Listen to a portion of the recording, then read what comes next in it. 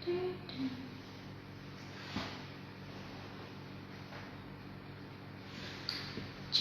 siap ya, kita akan live Instagram hari ini bersama dengan salah satu dokter gigi dari RSIA Dr. Haja Karminia. Baik, seperti yang kita janjikan, jam 13.00 kita akan live Instagram langsung dari RSIA Dr. Haja Karminia. Assalamualaikum warahmatullahi wabarakatuh. Selamat siang, salam sehat. Ketemu lagi barengan saya, Yunata Rina. Siang ini kita live Instagram dari RSIA Dr. Haja Karmini EH.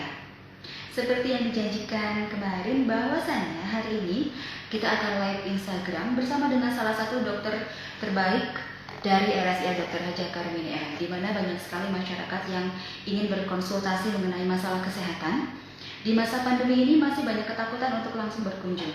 Dan RSIA Dr. Haja Karmini EH memberikan pelayanan terbaik, yaitu salah satunya yaitu virtual talk atau dengan konsultasi online. Salah satunya di live Instagram bersama dengan RSIA Dr. Haja Karmini EH. Dan hari ini kita akan berbincang-bincang dengan salah satu dokter terbaik, Dokter Gigi Ita Dewi Lestari. Dia adalah salah satu dokter terbaik yang cantiknya luar biasa.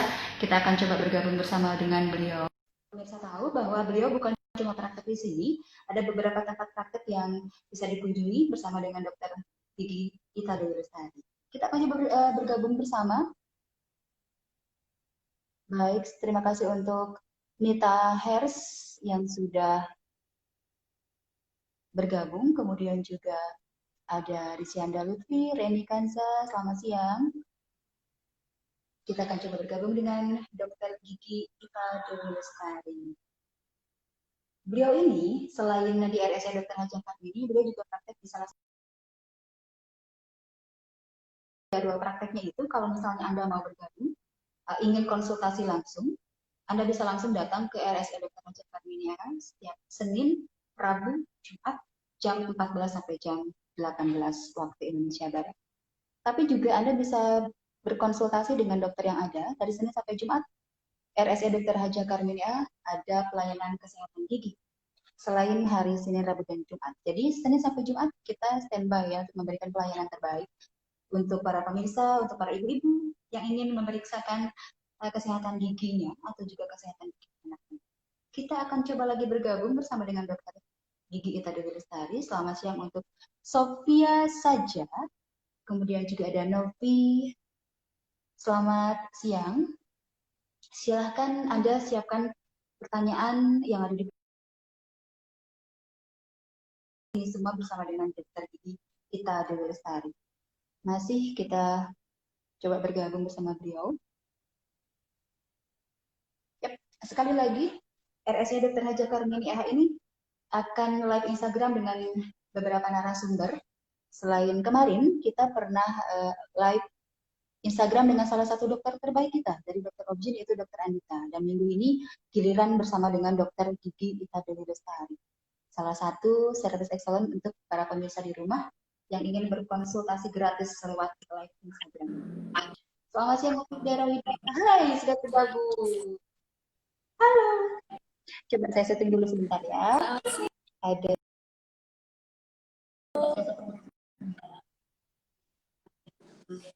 terus ya, dokter.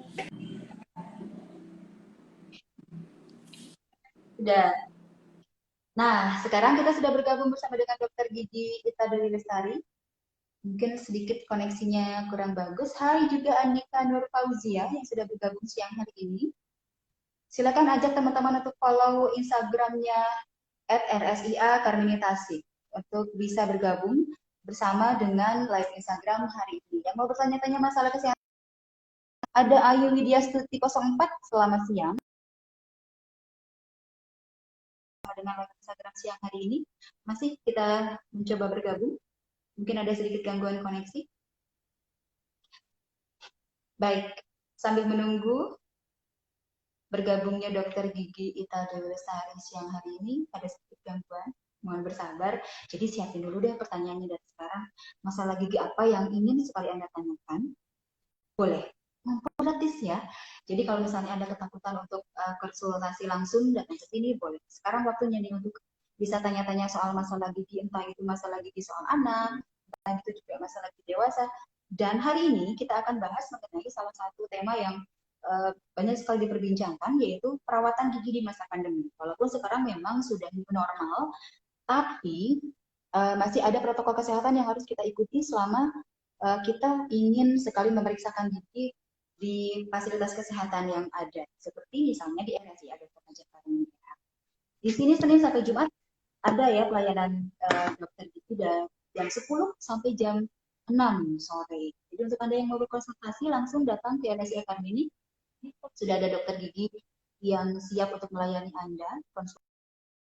Beberapa pelayanan lain. Kita akan coba bergabung kembali. Selamat siang untuk Erni Ranti 23 yang sudah bergabung. Hai, gimana kabar baiknya? Anaknya sehat? Sehat ya, tapi belum ada giginya ya. Kita coba bergabung lagi dengan dokter gigi kita, Dewi Lestari. Selamat siang. Masih bergabung kita, mudah-mudahan koneksinya bagus nih ya.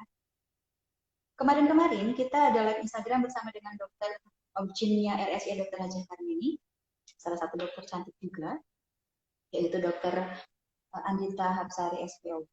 Kemarin udah banyak sekali pertanyaan-pertanyaan yang bisa dijawab.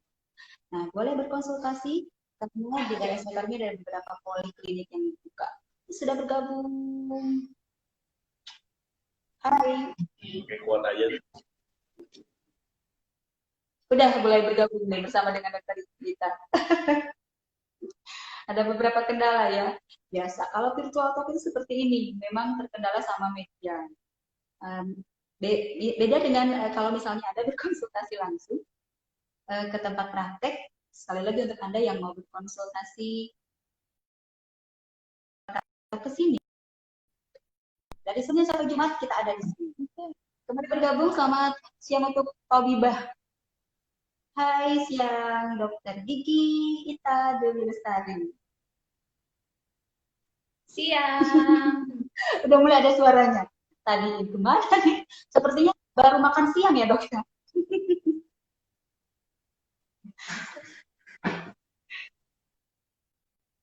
Siang dok. Siang, bergabung dengan juga ada dokter Gigi and Solehudin.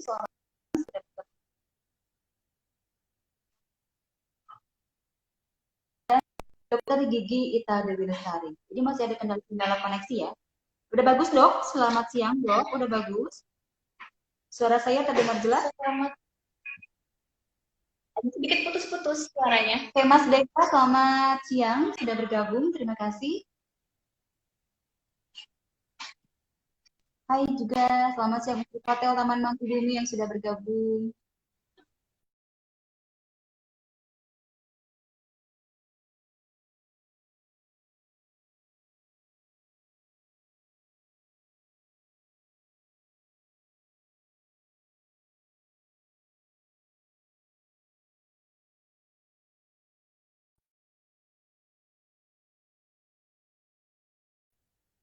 Ya, gimana Bu? Ya.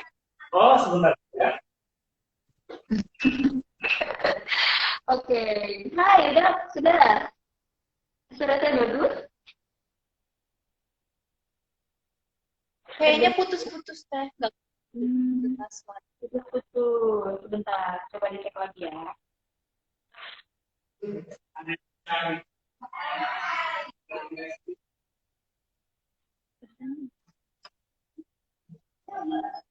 Sambil menunggu, ini memang ada koneksi yang kurang bagus. Ini adalah salah satu kendala kita di virtual talk ya. Oke, selamat siang untuk Tia Mulsa ini sudah bergabung bersama dengan live Instagram. Bagaimana sekarang suaranya dok? Sudah bagus? Sudah mulai terdengar jelas. Kita tunggu-tunggu dari tadi nih sudah pemirsa yang menunggu live Instagram kita bersama dengan RSI Dr. Najjar Karmini RH. Sebelumnya saya perkenalkan terlebih dahulu. Ini adalah salah satu dokter gigi cantik yang selalu hadir setiap Senin, Rabu, dan Jumat di Poliklinik Gigi RSIA Dr. Najjar Karmini RH. Selamat siang dokter gigi kita Dewi Lestari. Hai. Selamat siang. Halo. Ini udah cantik. Memang dokter giginya ini masih muda ya, kelahiran tahun 93. Jadi masih fresh. Jadi nyaman dong buat konsultasi gigi yang di sini. Oke, Dok. Gini, Dok, banyak sekali yang ingin sekali live Instagram bersama dokter gigi karena banyak sekali pemirsa yang masih takut untuk datang ke pelayanan kesehatan selama pandemi. Walaupun sekarang memang sudah new normal ya, Dok ya. Tapi memang ada banyak sekali atau beberapa protokol kesehatan yang masih harus kita patuhi ya sebelum kita datang ke beberapa paskes. Selamat siang untuk Rinaldi yang sudah bergabung, bentar. Yang sudah bergabung dengan kita, Rinaldi Kes, ada Ed Maulia juga. Dok, yang akan kita bahas tuntas siang ini adalah perawatan gigi di masa pandemi. Ya, jadi banyak Betul. yang pengen nanya-nanya nih sebenarnya ya.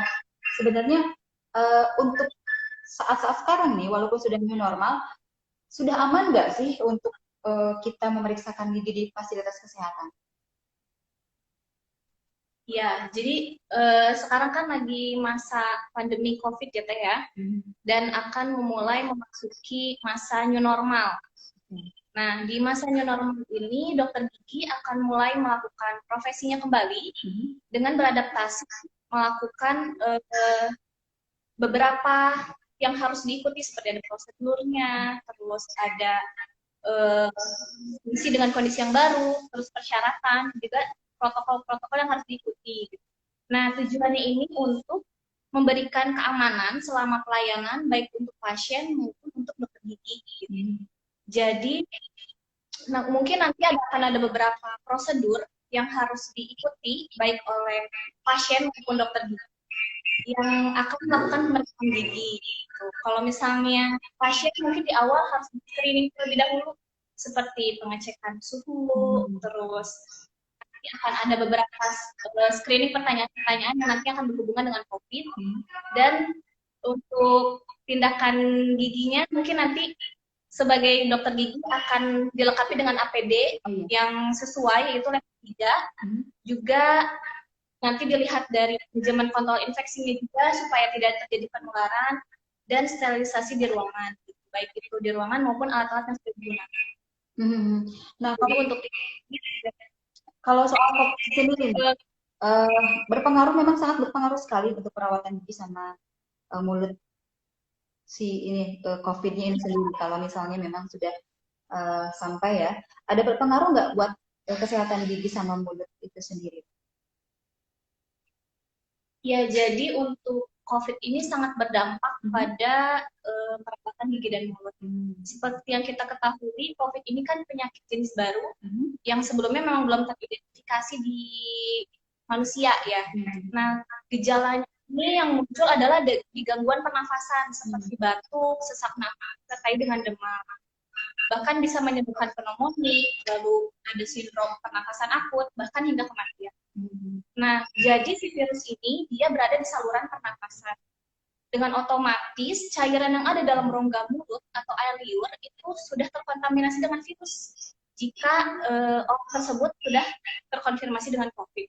Oleh sebab itu, COVID ini sangat berdampak terhadap perawatan gigi. Maka kita ruang lingkup kerjanya di sekitar rongga mulut. Jadi otomatis transmisi dari virusnya itu berkontak langsung gitu, kontak langsung dan kontak erat. Ketika kita membuka mulut pasien, lalu memeriksa juga menggunakan alat-alat kedokteran gigi seperti bur, scaler, itu kan dia berpotensi tinggi ya mengeluarkan droplet atau aerosol, sehingga dia dapat menimbulkan percikan, partikel-partikel kecil yang dapat menempel di permukaan-permukaan di sekitar lingkungan praktik kerja gitu. Jadi untuk penularan virusnya cukup tinggi gitu untuk di praktek dokter. Oke. Nah, terus masalah perawatan gigi ini sendiri kan sekarang memang beberapa paskes di kesehatan gigi ini belum bisa melayani beberapa tindakan ya untuk masalah gigi. Nah, kalau misalnya tiba-tiba ada pasien yang memang sedang mengalami masalah gigi, sebaiknya masalah atau apa sih yang harus dilakukan gitu untuk bisa menjadi pelayanan dari kesehatan gigi untuk para pasien yang sedang mengalami masalah gigi di masa pandemi itu? Ya, jadi nanti harus dilihat di screening dulu tergantung dari kasusnya. Jadi nanti dilihat untuk kasus emergensi atau kasus kegawat darurat itu biasanya tidak bisa dilakukan penundaan. Ya. Contohnya seperti pembengkakan yang menghalangi perjalanan nafas, lalu ada nyeri yang hebat, perdarahan yang tidak kunjung berhenti, dan juga trauma dan mati gitu. Nah, jadi nanti dilihat dari kasusnya seperti apa. Namun untuk kasus-kasus seperti non gawat darurat, seperti kunjungan rutin, pemeriksaan gigi rutin, lalu pembersihan karang gigi yang dilakukan secara rutin, terus pencabutan gigi tanpa keluhan, adanya sakit sebelumnya, atau ada pembekakan, atau bahkan penambalan dengan gigi berlubang tanpa ada keluhan sakit, itu dilakukan penundaan terlebih dahulu. Namun jika ada pasien dengan keluhan yang sakit giginya gitu karena berlubang, itu baiknya diperiksakan supaya nanti dilihat setidaknya di sini akan dilakukan manajemen atau kontrol nyerinya terlebih dahulu, menghilangkan gejalanya yang timbul, baru nanti dilihat setelah membaik apakah perlu dilakukan tindakan atau dilakukan penundaan. Oke. Selamat siang untuk teman-teman yang sudah bergabung dengan live Instagram hari ini. Ada Liao Ki bergabung, kemudian ada juga Kamalia Mia. Selamat bergabung. Dok, ini loh, mungkin untuk rekan-rekan pemirsa yang mau bertanya-tanya tentang masalah gigi, boleh ya langsung di sini silakan untuk bertanya-tanya. Konsultasi gratis dari dokter gigi kita tulisan. Dok, kita kan di RSIA ya, di Rumah Sakit Ibu dan Anak. Jadi mungkin di sini juga ada ibu hamil dan lain sebagainya. Ngomong-ngomong soal ibu hamil nih dok, kalau misalnya perawatan untuk ibu hamil, bagaimana tuh dok? Perawatan gigi maksudnya? Iya, perawatan untuk ibu hamil ya. Jadi selama kehamilan itu jangan dijadikan alasan untuk tidak periksa gigi ya, karena selain pemeriksaan kehamilan yang rutin, justru pemeriksaan gigi selama kehamilan itu harus dilakukan dengan rutin juga. Karena selama kehamilan ini akan muncul beberapa biasanya keluhan yang biasanya tidak pernah dikeluhkan, namun selama kehamilan ini ada gitu keluhannya. Karena memang selama kehamilan ini kan ada terjadi perubahan hormonal juga gitu. Terus dari pola kebiasaan yang selama kehamilan juga menimbulkan perubahan di dalam rongga mulut gitu. Jadinya selama kehamilan baiknya rutin untuk memeriksakan gigi supaya tidak mengganggu masa kehamilan, karena biasanya keadaan yang ada di dalam rongga mulut itu dapat menyebabkan atau mempengaruhi kelahiran prematur atau berat badan bayi rendah. Jadi untuk menghindari hal tersebut, ketika ada keluhan di dalam rongga mulut, baiknya diperiksakan.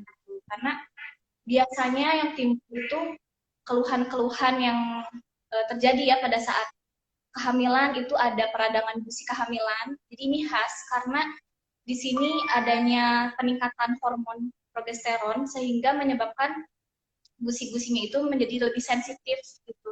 Tapi harus keadaan ini didukung dengan kebersihan mulut yang tidak baik gitu. Nah, kalau biasanya kalau lagi hamil ada gejala morning sickness atau ngidam yang makan asam-asam gitu kan. Nah, itu justru memperburuk keadaan gitu. Jadi di dalam rongga mulutnya pH-nya menjadi tinggi, dia menjadi asam, hingga akan memperburuk keadaan dari rongga mulutnya. Lalu ada granuloma kehamilan atau sering disebut epolis gravidarum. Ini khas banget nih ada di dalam kehamilan. Jadi biasanya gusinya itu dia akan menggendut-gendut gitu. Nah, nanti setelah itu dia akan berwarna merah keunguan, bahkan bisa sampai kebiruan. Ini muncul khas biasanya pada masa kehamilan. Sama ini juga didukung dengan keadaan rongga mulut yang tidak baik, sehingga dia akan menimbulkan gejala seperti ini gitu. Namun memang akan hilang setelah melahirkan.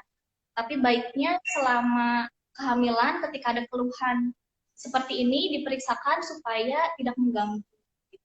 Nah, nyambung dari pertanyaan yang tadi, selama kehamilan memang mungkin ada perawatan yang berbeda ya dibanding dengan orang-orang yang bermasalah gigi tapi dia nggak hamil gitu.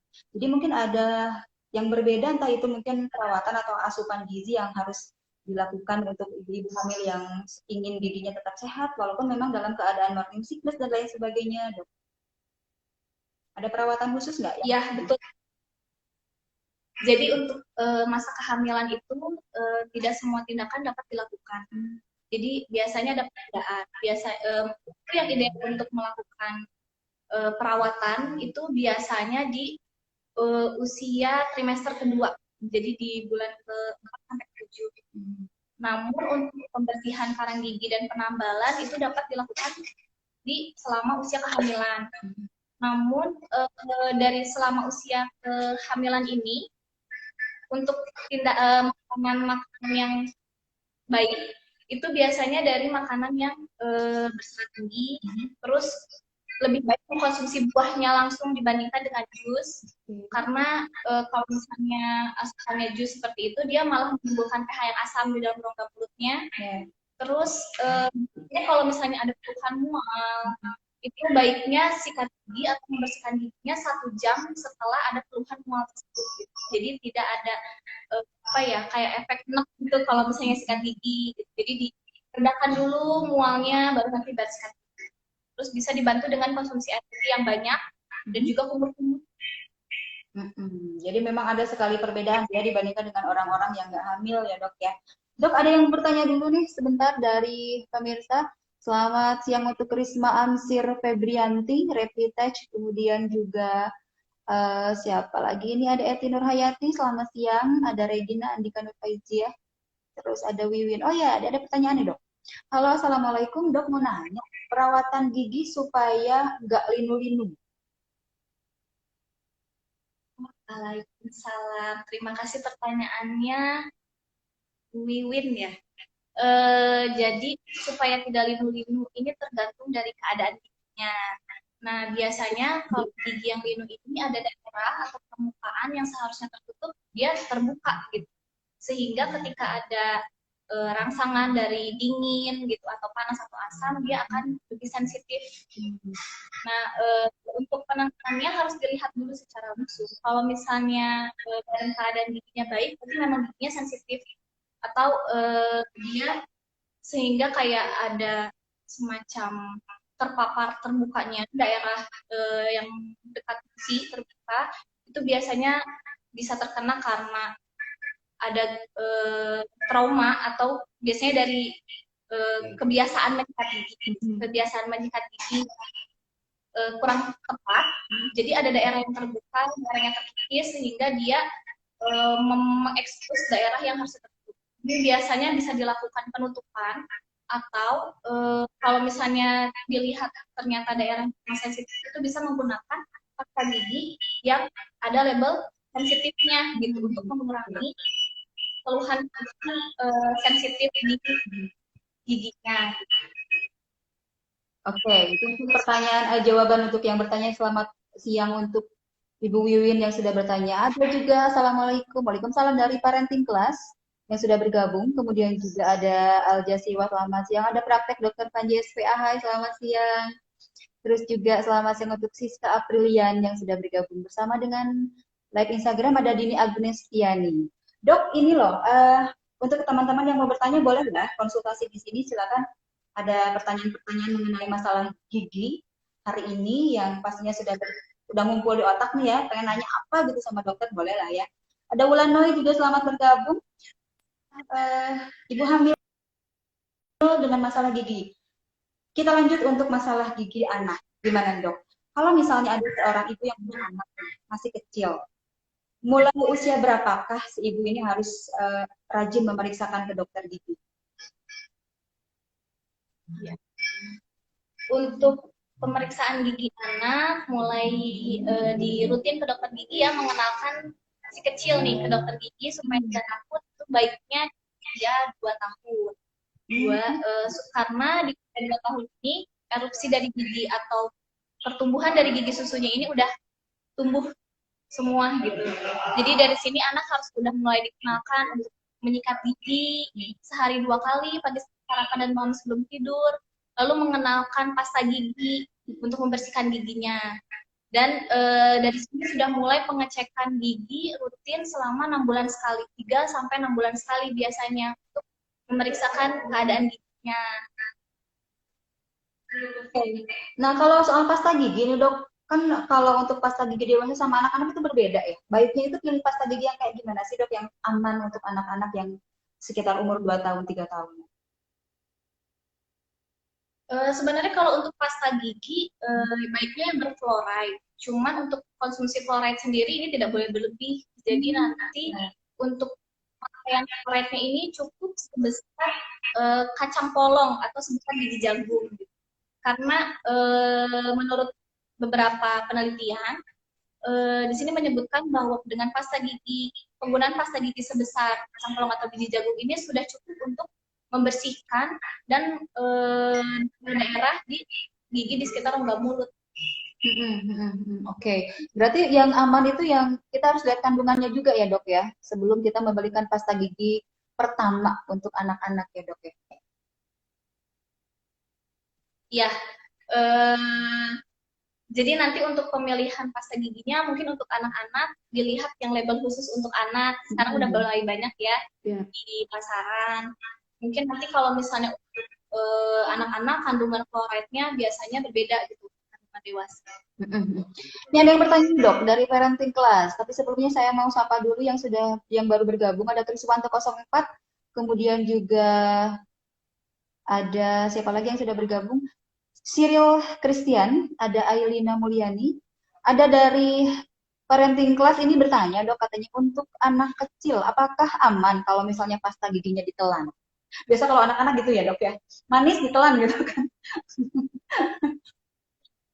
Misalnya sengaja tertelan itu tidak aman, masih aman ya untuk anak, asal maksudnya selama penggunaan dalam batas normal dalam sikat giginya lalu tertelan itu tidak jadi masalah, itu masih dalam batas aman. Karena memang kalau misalnya pasta gigi pasti memang si komposisinya itu aman untuk dalam tubuh gitu, jadi nggak akan berbahaya ketika pasta gigi itu tertelan.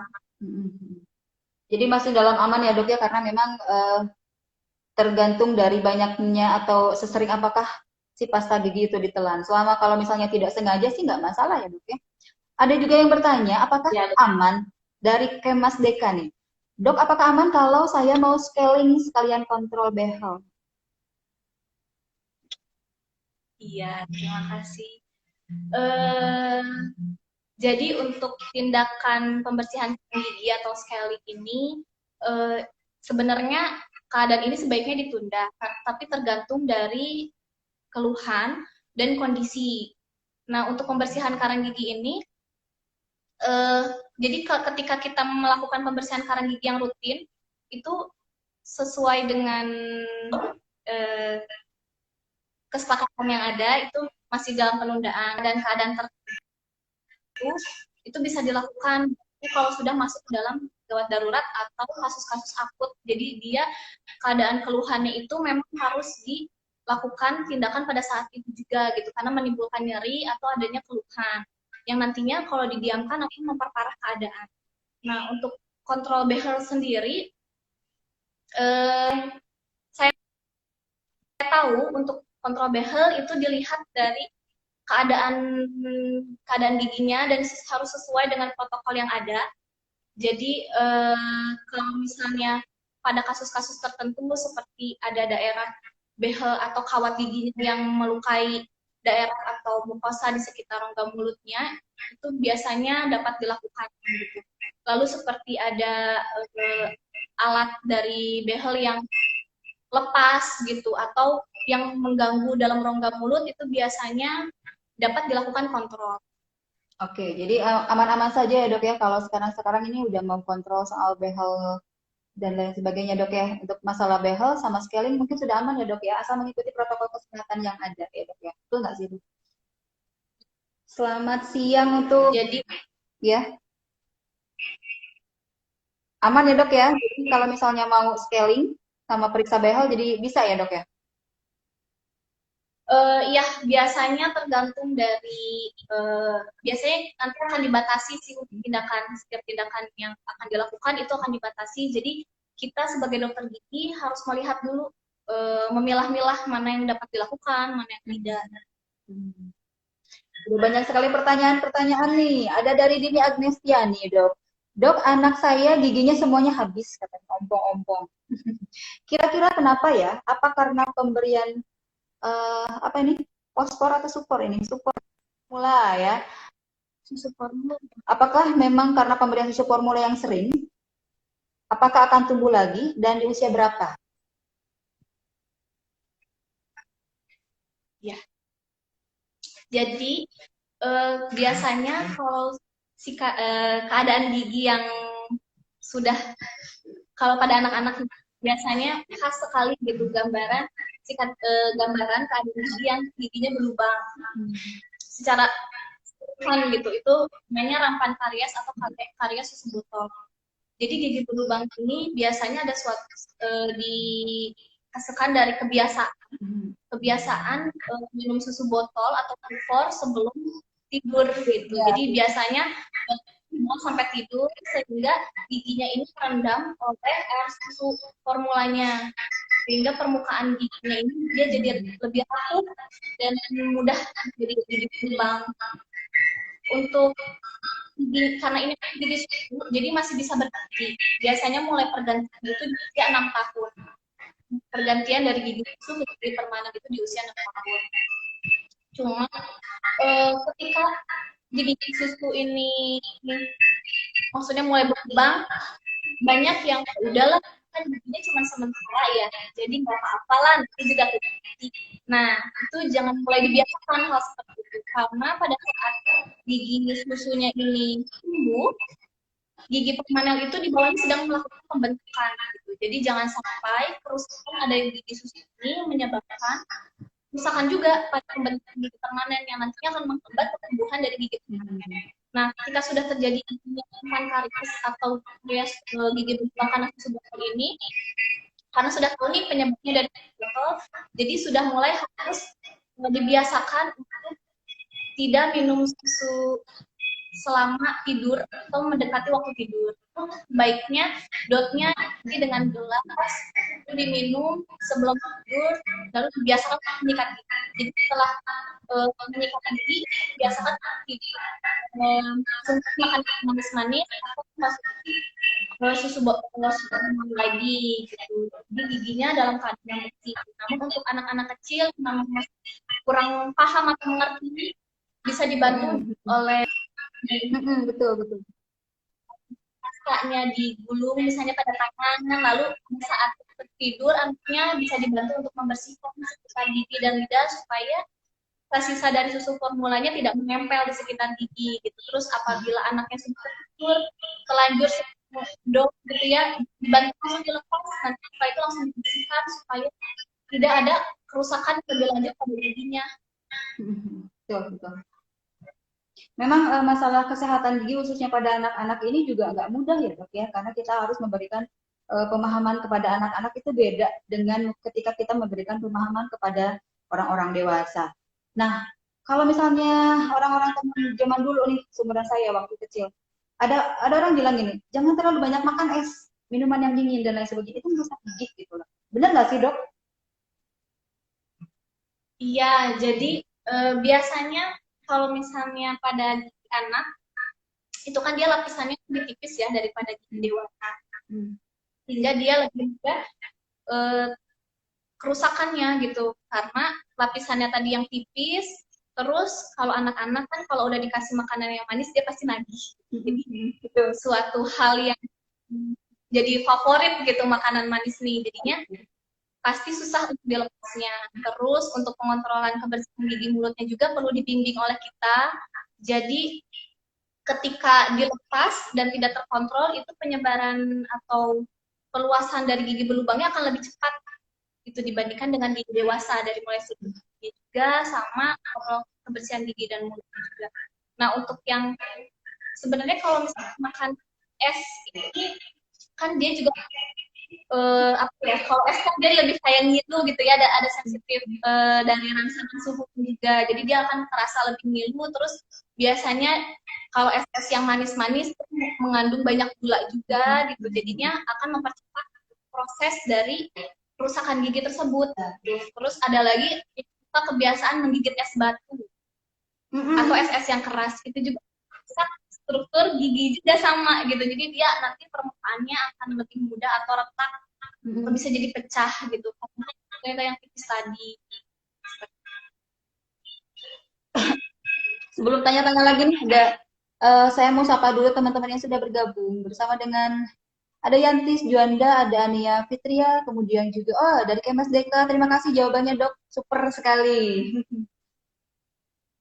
Kemudian ada Ia Marim 93, Advokat Yeti, selamat siang. Terus ada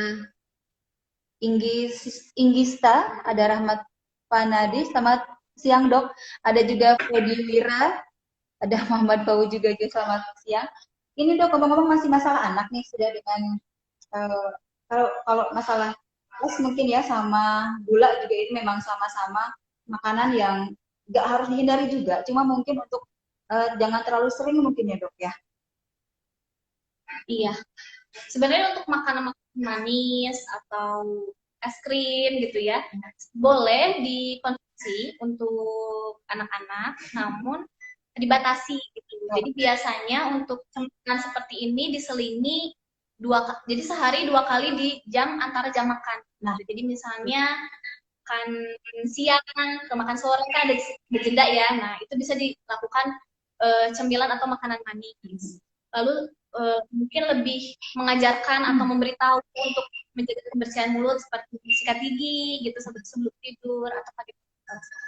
Nah, jadi kalau misalnya ada anak sekitar umur setahun 2 tahun ya baru tumbuh gigi, untuk ibu-ibu nih di rumah yang mungkin penasaran, jadi sebenarnya ada asupan gizi atau suplemen khusus agar gigi si anak itu sehat gitu loh. Ketika anak awal-awal punya gigi susu loh dok, sekitar umur setahun ya dok ya? Ya, jadi gini teh. Nah untuk gigi pada anak-anak ya. Jadi ini ibu-ibu harus tahu dulu nih kapan tumbuhnya gigi susu itu mau tumbuh. Nah biasanya gigi susunya ini mulai tumbuh di usia sekitar 5-6 bulan. Nah sekitar 6 bulan sampai nanti lengkap di usia 2,5 sampai 3 tahun. Nah ketika muncul gigi susu ini biasanya ada beberapa keluhan yang terjadi. Biasanya kayak peningkatan suhu, terus pipinya biasanya terasa panas atau kemerahan, terus biasanya anak itu lebih rewel, terus biasanya menunjukkan ada rasa sakit di dalam rongga mulutnya, biasanya ada pembekuan di gusi, terus ada muncul putih-putih di dalam gusinya, itu berarti menandakan bahwa giginya akan segera tumbuh. Nah, ketika giginya ini mulai tumbuh, berarti dari ibu udah mulai membiasakan setelah makan atau misalnya setelah minum susu itu membersihkan supaya giginya itu tidak terjadi penempelan sisa-sisa makanan atau sisa-sisa dari ASI atau susu formula di dalam gigi sehingga tidak terjadi kerusakan. Nah, ketika gigi akan mulai terlepas, itu bisa dibantu dengan mengkonsumsi buah-buahan. Jadi nanti bisa menggigit apel, pir. Jadi dia ada menstimulasi si giginya untuk dia goyang dan tumbuh gigi yang baru. Lalu untuk makanan-makanan yang pasti makanan yang seimbang ya gizinya, nutrisinya. Lalu mungkin lebih kalsium, harus cukup karena kalsium ini kan bermanfaat gigi dan tulang. Jadi untuk pertumbuhan gigi mungkin asupan kalsiumnya lebih hati-hati, cuman jangan terlalu berlebih juga sih. Sesuai dengan usia anak juga ya dok ya. Ada selamat siang untuk Mbak Aprianti 06, Bartilis Sabui juga sudah bergabung bersama dengan live Instagram siang ini. Ada yang bertanya lagi dok, katanya bagaimana cara mengatasi gigi agar tidak rapuh dan akibatnya itu dari apa sih kebanyakan katanya dok gitu. Terima kasih untuk Ibu Niwi. Biasa.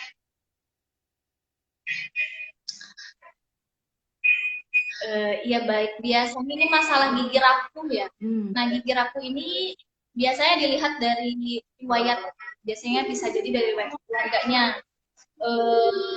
Adakah dulu misalnya dari kakak atau misalnya orang tua mengalami hal yang sama. Nah selain ini juga dilihat dari kebiasaan. Biasanya yang giginya rapuh ini banyak dialami oleh anak-anak yang mengkonsumsi susu formula.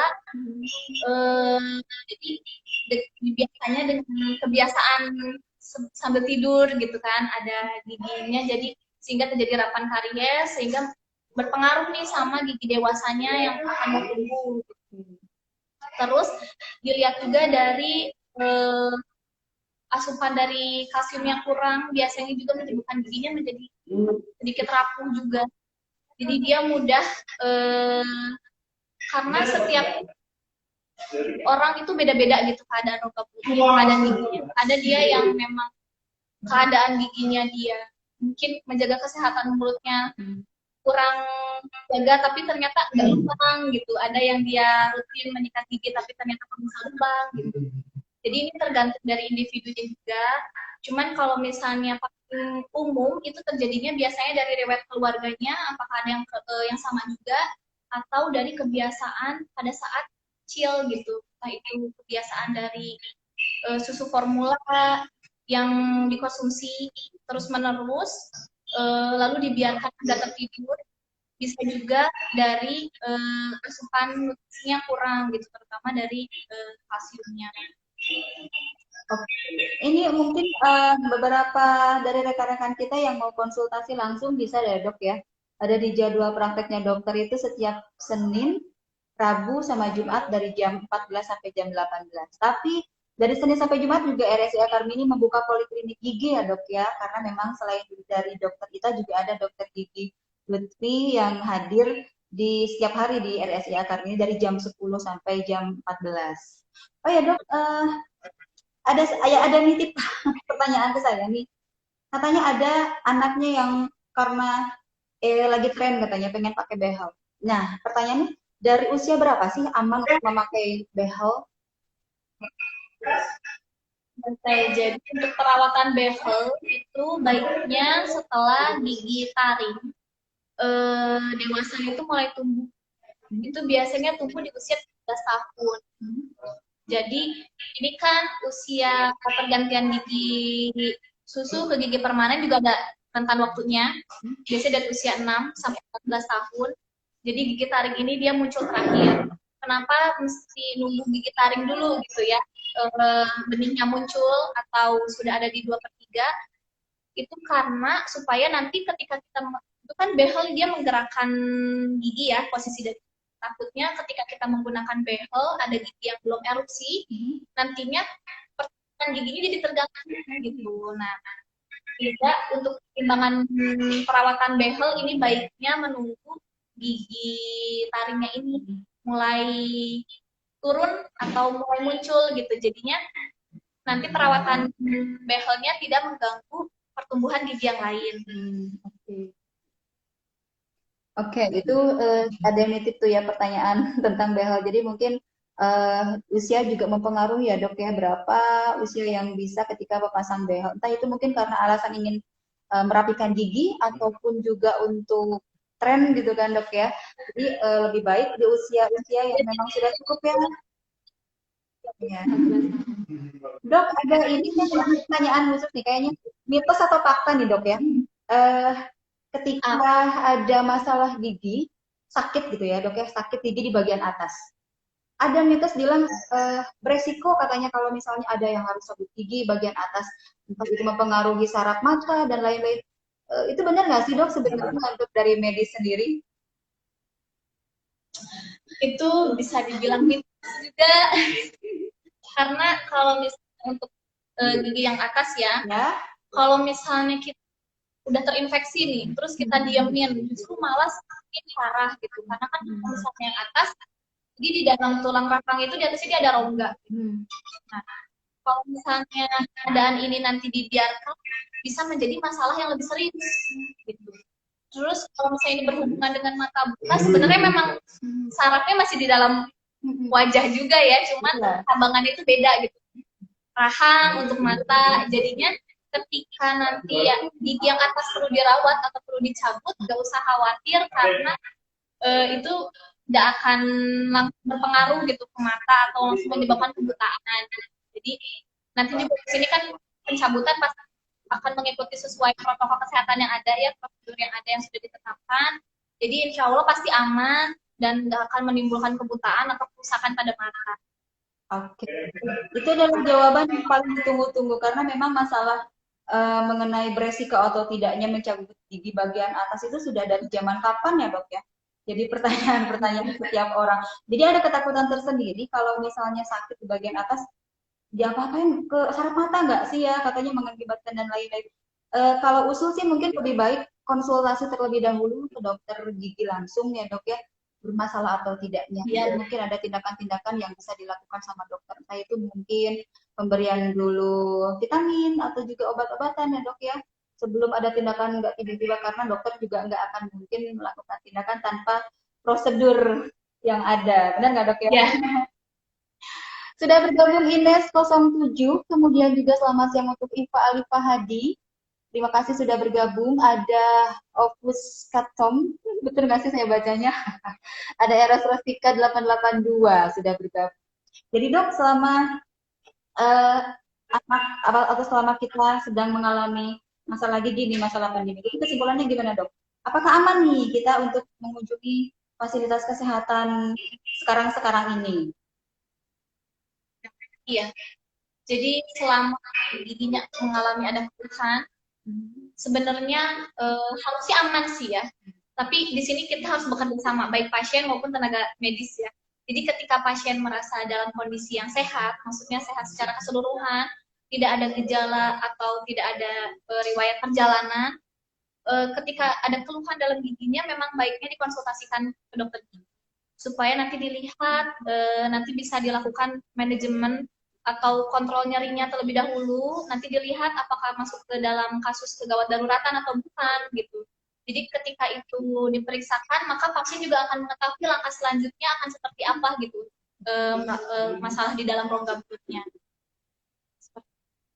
Oke. Berarti kalau misalnya memang ada tindakan-tindakan khusus, dokter gigi sendiri juga memang sangat sekali melakukan atau mematuhi protokol kesehatan yang ada.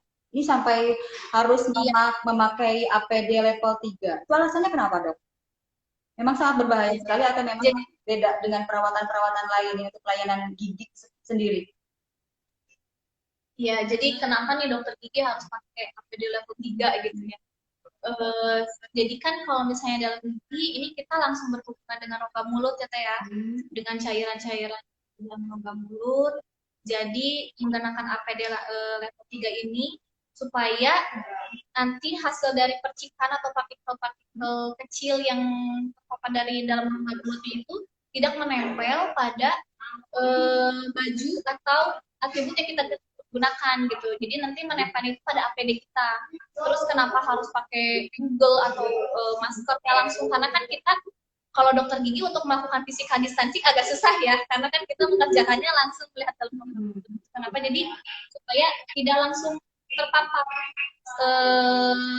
partikel yang keluar dari dalam rongga mulutnya gitu. Jadi kita menggunakan mulai dari hazmat, terus Google, face shield, terus masker N95, pakai sepatu boot juga, lalu menggunakan handscoon 2 lapis, ada yang panjang dan pendek, untuk mencegah terjadinya paparan langsung, karena pada saat tindakan gigi itu dia sangat sulit untuk menghindari pembentukan aerosol atau droplet yang keluar dari dalam rongga mulut, apalagi sudah menggunakan alat-alat gigi tadi gitu kan, pasti udah akan banyak keluar percikan-percikan atau partikel-partikel kecil gitu, seperti air liurnya yang sudah terkontaminasi. Kenapa dokter gigi dan asisten dokter gigi pasti mengenakan APD level 3. Jadi itu mungkin alasan kenapa sih ketika saya sakit gigi kemarin-kemarin tuh susah banget ya, katanya nggak boleh lah, inilah itulah gitu ya.